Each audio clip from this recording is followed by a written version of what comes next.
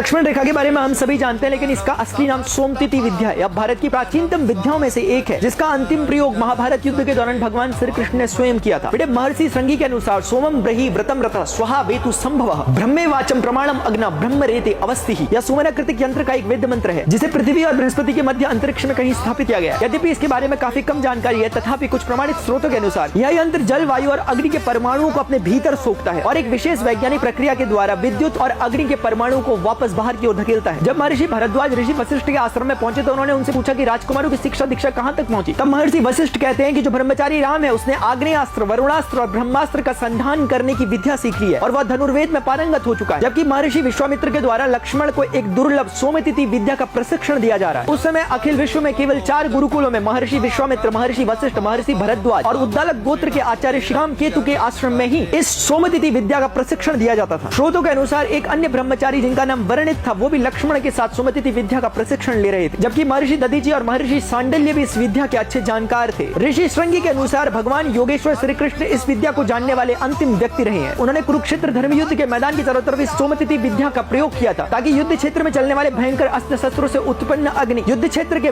बाहर के प्राणियों को संताप न दे। वास्तव में आज हमारे पास अपनी प्राचीन विद्याओं को जानने के बहुत कम मात्रा में स्रोत उपलब्ध है, तथापि ऋषि मुनियों के शब्द को प्रमाण मानकर उस पर अनुसंधान करने की आवश्यकता है।